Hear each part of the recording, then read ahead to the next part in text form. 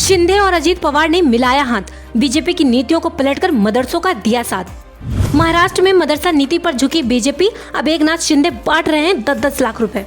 अजीत पवार ने की मुस्लिम आरक्षण की मांग, मुश्किल में फंसा बीजेपी हाईकमान। लोकसभा चुनाव से पहले बीजेपी मुश्किल में दिखाई दे रही है। पार्टी के लिए इस बार इंडिया गठबंधन की मजबूत चुनौती तो दिखाई ही दे रही है, अब मुश्किल उसके सहयोगी भी बढ़ते दिखाई दे रहे हैं। पूरे देश में इस समय बीजेपी के पास अगर कहीं मजबूत सहयोगी राज्य है तो वो महाराष्ट्र है।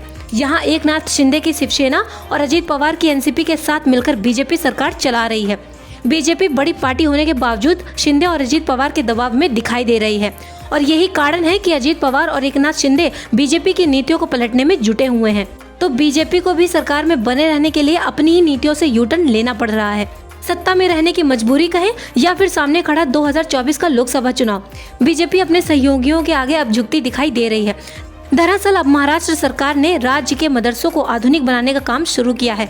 खबर है कि इसके लिए मुख्यमंत्री एकनाथ शिंदे ने हर मदरसे को 10 लाख रुपए देने का फैसला किया है। साथ ही मदरसों में साइंस और मैथ्स को अनिवार्य विषय बनाने पर भी काम किया जा रहा है।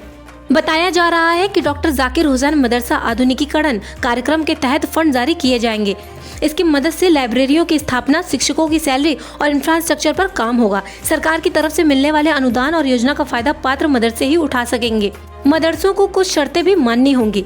कहा गया है, राज्य सरकार में फंड चलाने वाले मदरसों को वक्फ बोर्ड में रजिस्टर्ड होना होगा। इन मदरसों में पढ़ने वाले बच्चों को सरकारी स्कूलों में दाखिला लेना होगा। धार्मिक शिक्षा के अलावा मदरसों में पढ़ा रहे शिक्षकों को साइंस और मैथ भी पढ़ाना होगा।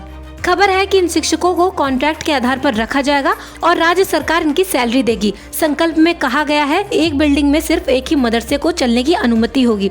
महाराष्ट्र में 121 मदरसे रजिस्टर्ड हैं। भारतीय जनता पार्टी ने इससे पहले मदरसों को बंद करने की मांग की थी, लेकिन अब अपनी नीति बदली और धार्मिक शिक्षण केंद्रों को हर संभव मदद देने का फैसला किया है।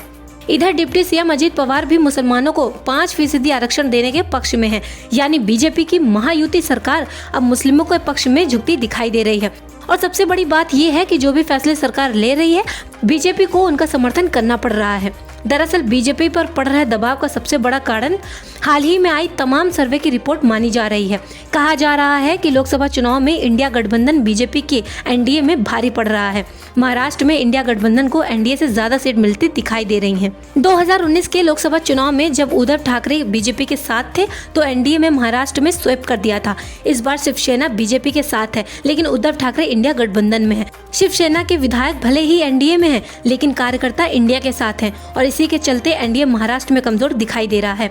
और अगर अजीत पवार और एकनाथ शिंदे बीजेपी से दूर हो जाते हैं तो पूरे मराठवाड़ा में ही बीजेपी बेहद मुश्किल में फंस जाएगी, क्योंकि शुरुआत से ही मराठवाड़ा में बीजेपी को कमजोर माना जाता है, जबकि इसी रीजन में शिवसेना और एनसीपी शुरुआत से ही मजबूत है।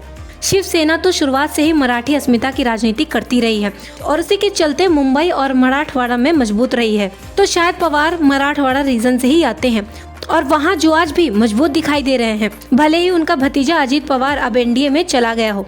आपका इस बारे में क्या कहना है, कमेंट कर हमें जरूर बताएं और साथ ही चैनल पर नए हैं तो चैनल को सब्सक्राइब करना ना भूलें।